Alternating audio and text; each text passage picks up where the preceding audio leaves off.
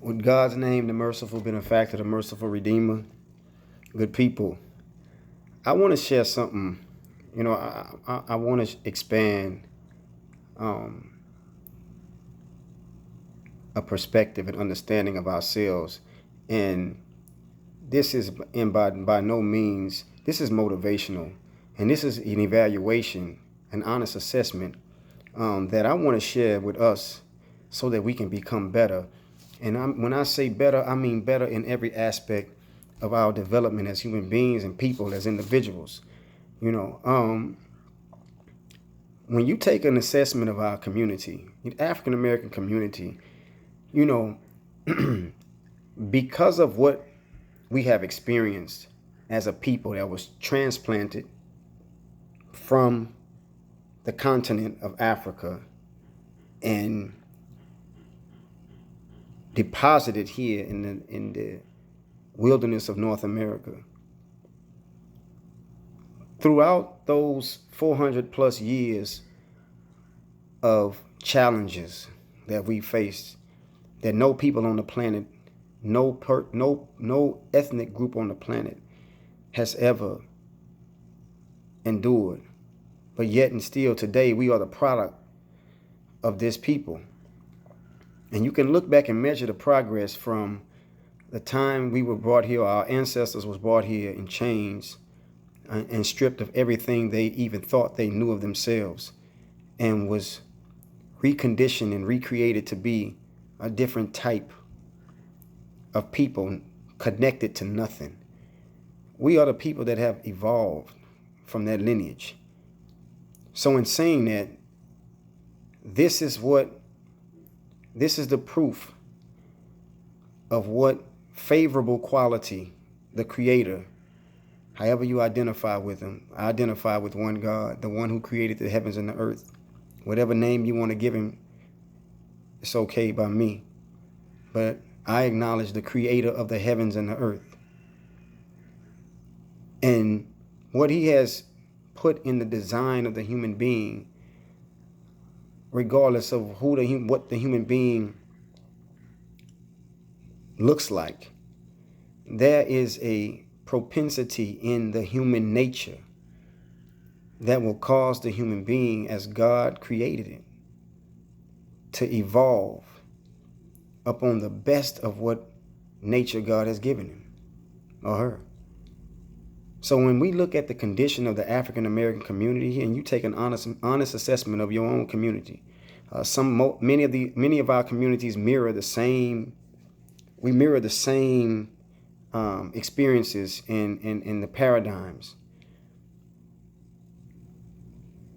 But I have to say, we have an unspeakable resiliency about ourselves, meaning our ability to rebound from some of the most atrocious and adverse and challenging situations is unmeasurable. It is unlike any people on the planet. And we're not just here in North America, meaning there were people transplanted from Africa, deposited in other places, particularly the Caribbean and South America and some parts of Mexico. But this North American continent in general,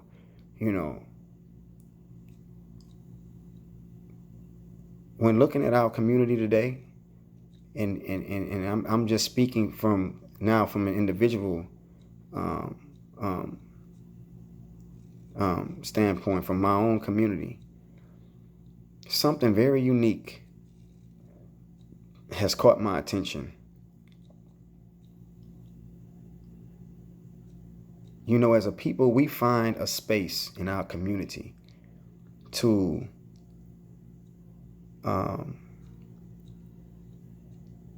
address or acknowledge every aspect of our community, and to acknowledge every aspect of our reality in our community. We find a space to celebrate birthdays, anniversaries. We find a space to celebrate graduations.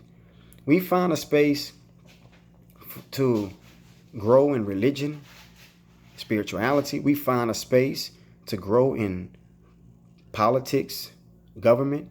We find a space to grow in cultural activities and entertainment and talents and all these places here. But it's one place that we fail to find a place or a space to address what I have come to believe is one of the most the most serious parts of our development as a people. We have yet to find a space to process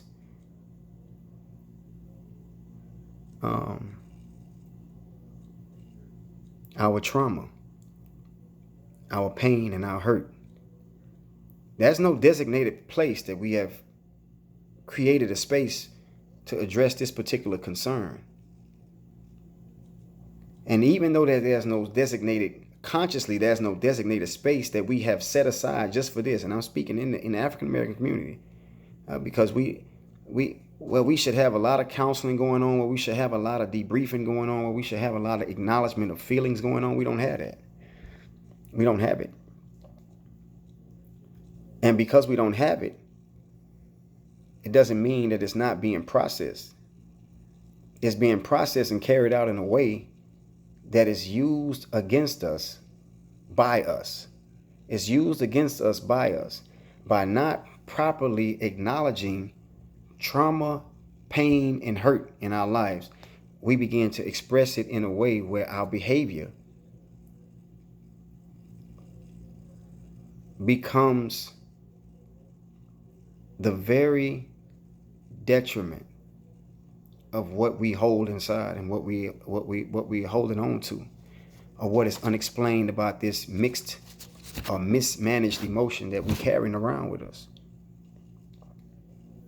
So as I look and take a real good assessment of my community and the things that's happening in my community, I'm realizing something, dear people, that we give attention to a lot of things, but we are reluctant to focus and give attention to those things, to the things that actually contributes to our well-being and our development beyond just being happy, our development beyond just being excited and content with life, satisfied with life.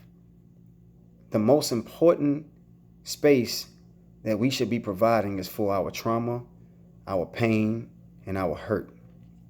Because we've been taught to ignore it. We've been taught to act as if it doesn't exist, or act as it isn't affecting us. But sooner or later, it comes out in behavior, and it gets lost in the behavior because people start criticizing and start diagnosing the behavior. No, that behavior didn't just begin. That behavior is the result of something that has yet to been acknowledged. And I've just reached this conclusion by seriously studying the problem, the challenges in our community. You know, if you look at a challenge and you really have a desire in your heart to address it and to fix it and to change it,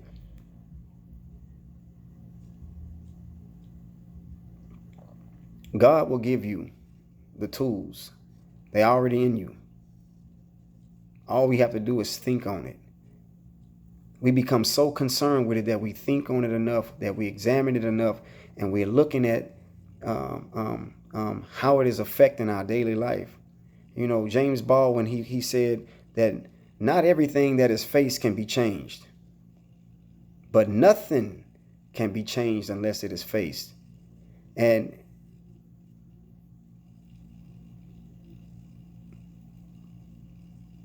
we don't face ourselves enough and really be 100 with ourselves. And as a result of that, it causes us to express this losslessness that we have in behavior. And the behavior consumes the fact that we are traumatized, we are hurt, or we are in a state of pain. And we become labeled as something that strictly identifies us with the behavior. that we display.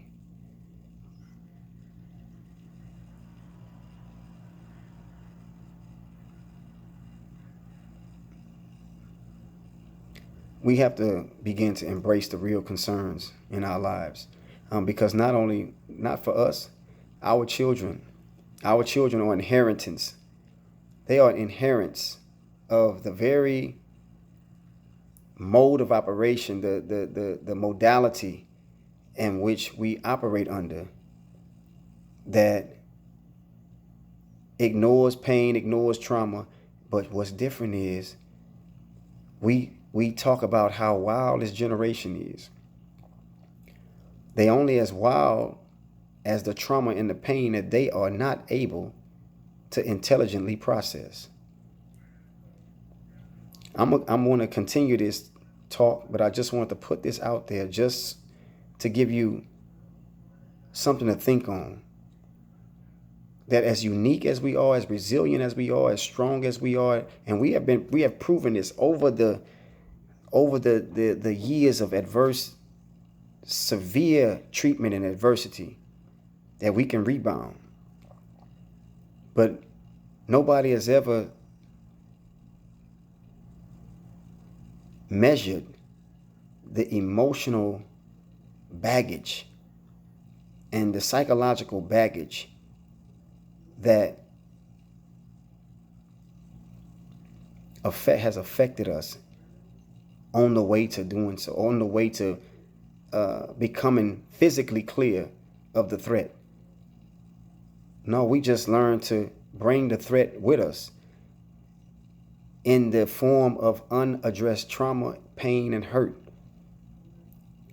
But sooner or later, when there's peace and still and everything is good, that trauma, it rears its ugly head, and it shows us that we still a people or an individual of hurt and pain that has not been properly processed. And this is what we're dealing with in our community, with these dynamics of actions, of people, young, old people acting out, presenting behavior within the community that's unpleasing to the eye, that's disruptive.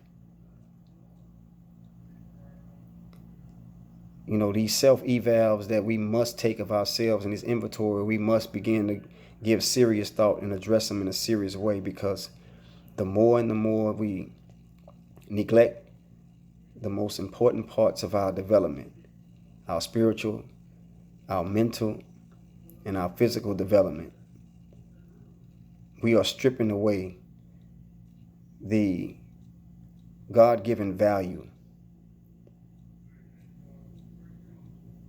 that was given to us before we even understood, before we had knowledge of who we were, before we even had an understanding that we existed. So I challenge you to search yourself for the trauma and the pain and start creating a space for you to process that, whether it's seeking professional help or talking to somebody. But until we're able to be 100 with ourselves and begin to process the pain and the trauma and the hurt that we have acquired, some of it is we inherited, it's passed down to us, we will never be able to evolve upon the good nature that God has blessed us with, and to be successful as a collective group of people in a community. We have to get past our own self-hurt. We have to get past our own disappointment. We have to get past our own inabilities to process trauma. So with that, I hope something that was said that will expand our perception of our own personal selves, our thinking, and provide us with some solution that as individuals, we can begin to heal ourselves and make ourselves more qualified for the progressive success of our own communities. Peace.